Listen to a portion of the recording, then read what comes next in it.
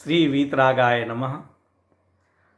हम पुण्य के उदय में गुड लक चल रहा हो, उस गुड लक के टाइम पर अहंकार ना करें, घमंड ना करें, किसी दूसरे को अपमानित ना करें, तिरस्कृत ना करें, अपने आप को ही सुपरमैन ना समझें।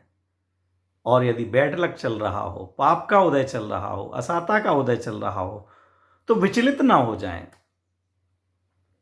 ये विचलित होने का समय ही नहीं है, विचार करने का समय है।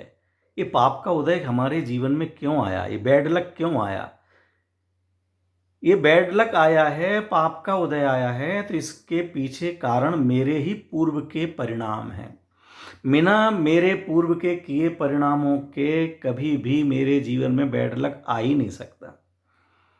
हमने दूसरों का अपमान किया, दूसरों को तिरस्कार किया, दूसरों को नुकसान पहुंचाया, दूसरों के पति पत्नी में झगड़ा कराया, दूसरों के पिता पुत्र में झगड़ा कराया, दूसरों के पुत्र आगे बढ़ रहे हैं तो उनको रोका, परिवार में कलह कराई।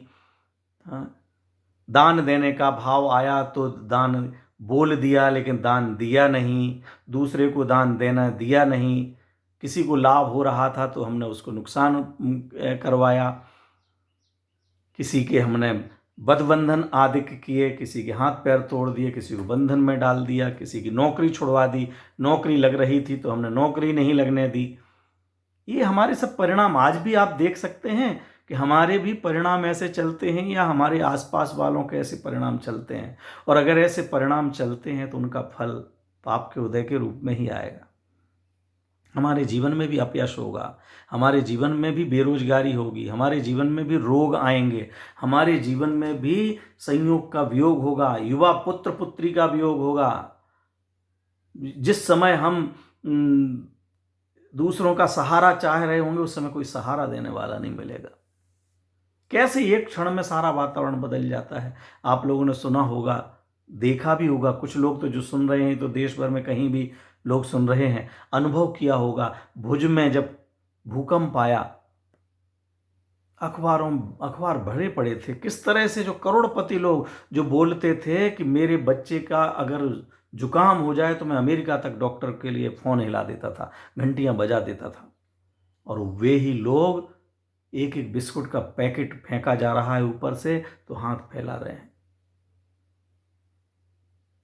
जब ऐसी बाढ़ आती है, अभी चारों तरफ बाढ़ आ रही है, कहीं उड़ीसा में बाढ़ आ रही है, असम में बाढ़ आ रही है, बिहार में बाढ़ आ रही है, चारों तरफ पानी ही पानी, घरों में पानी ही पानी, लेकिन पीने के लिए पानी नहीं है।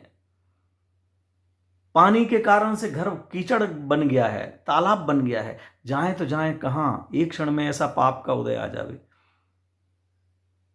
मैंने एक किस्सा बहुत पहले सुना था, अहमदाबाद के आसपास का था, कि कोई मित्र बढ़िया एयर कंडीशन गाड़ी में चले जा रहे हैं और कोई ऐसी घटना बनी कि वहाँ जो बड़ी नहर कैनाल निकली थी, पानी भरा हुआ 10-10, 15-15 फीट, उसमें जाकर के गिर गई। वहां से गाड़ी में से फोन लगा रहे, पानी का वेग इतना, उसमें अंदर ज्यों की त्यों जाकर के कैनाल में बैठ गई कार। वो दोनों बैठे हुए हैं, फोन लगा रहे हैं, इधर उधर से एयर कंडीशन गाड़ी थी, कांच वगैरह सब बंद, तो भी कहीं ना कहीं से पानी आना चालू हो गया। जगह इतनी तो रहती ही है, पानी भर रहा है, वो लोग फोन कर रहे हैं यहाँ पर गिर गई है, अब हम बाहर नहीं निकल सकते, गेट खोल नहीं सकते, पानी भरता जा रहा है, सीने तक आ गया, ऊपर आ रहा, अब हम जा रहे हैं। घर पे फोन पे लोग आंखों देखा हाल जैसा सुन रहे हैं, कोई बचाने को अपने घर से बाहर निकले तब तक तो वो जीव चले गए। बोलो, ऐसी कितनी दुर्घटनाएं जीवन में होती हैं। मित्रों, धर्म हमारा सच्चा साथी है। पुण्य के उदय में धर्म को नहीं छोड़ें, पाप के उदय में धर्म को नहीं छोड़ें। कभी कभार हम गृह प्रवेश आदि के समय पर जाते हैं तो वहां पर भगवान की पूजन कराते समय यही बात मैं अपने उन साथियों से कहता हूं, मित्रों, ये भगवान की पूजन इसलिए नहीं कर रहे हैं कि ये भगवान अब आपका मकान बनाए रखेंगे, टिकाए रखेंगे, इस घर में कोई नुकसान नहीं होगा, तो वो नुकसान नहीं होने पाए ऐसी व्यवस्था भगवान करेंगे, पंच परमेष्टि भगवान करेंगे, वीतराग परमात्मा करेंगे। ऐसे कोई भगवान है ही नहीं, वो काम कर ही नहीं सकते, फिर क्यों हम उनकी पूजन कर रहे हैं। दुकान फैक्ट्री प्रारंभ करते समय क्यों भगवान का स्मरण कर रहे हैं, क्यों विवाह हो रहा है उस समय भगवान का स्मरण कर रहे हैं? ये इसलिए स्मरण कर रहे हैं कि आज मेरे पुण्य का उदय है, भाग्य चमका है, मेरे मेरे बेटे की शादी हो रही है, बेटी की शादी हो रही है, दुकान खुल रही है, फैक्ट्री खुल रही है, नए मकान में, बंगले में हम रहने के लिए जा रहे हैं। ये मेरे पुण्य का उदय है। इस पुण्य के उदय के समय में मैं आपको नहीं भूल रहा हूं। हे भगवान, मैं कभी आपको भूलूं नहीं। और कदाचित ये फैक्ट्री बंद हो जाए, दुकान में आग लग जाए, मकान बिक जाए, ऐसे समय में भी मैं आपको भूलूं नहीं।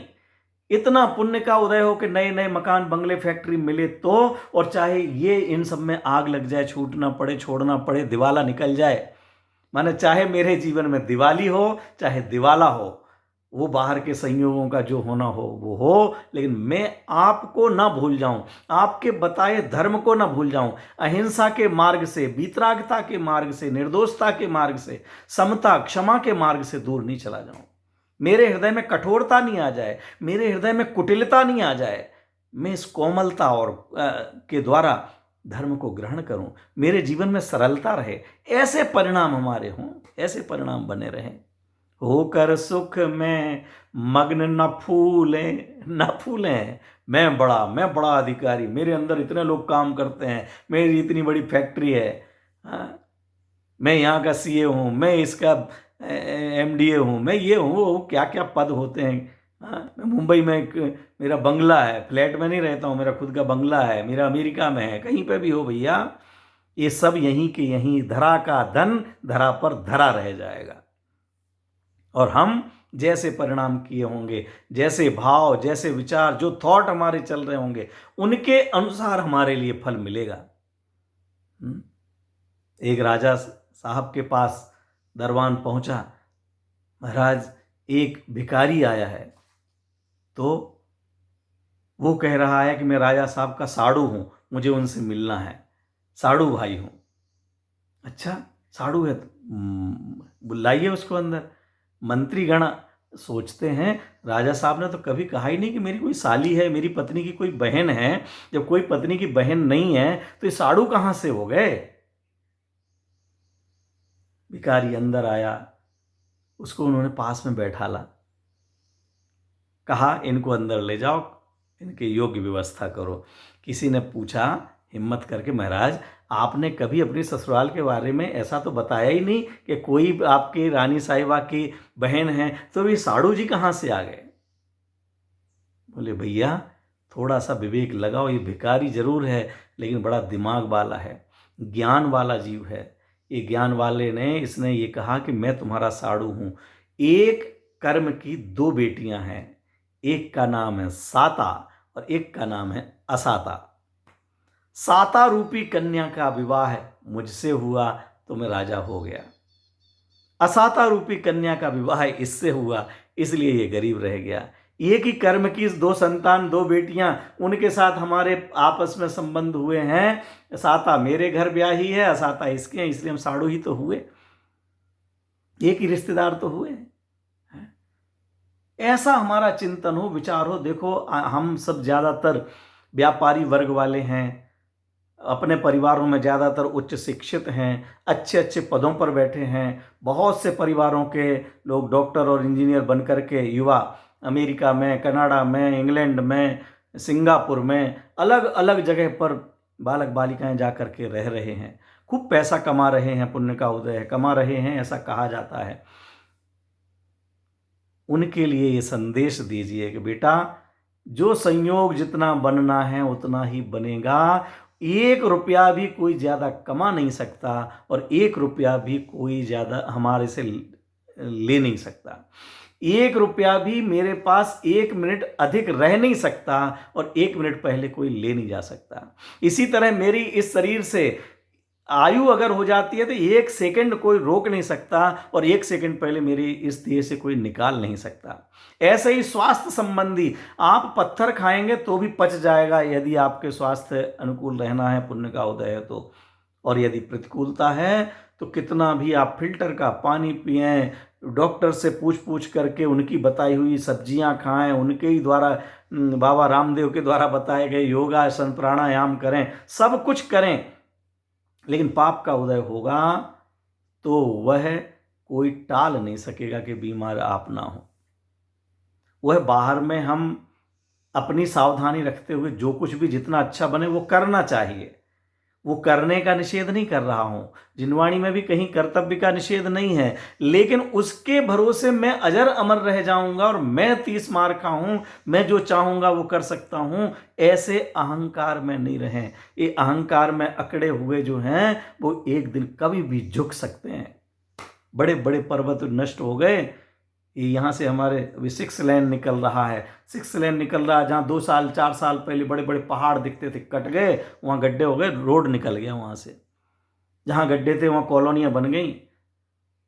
क्या परिवर्तन होता रहता है, तो एक क्षण में क्या घटे किसको पता, किसको क्या पता है।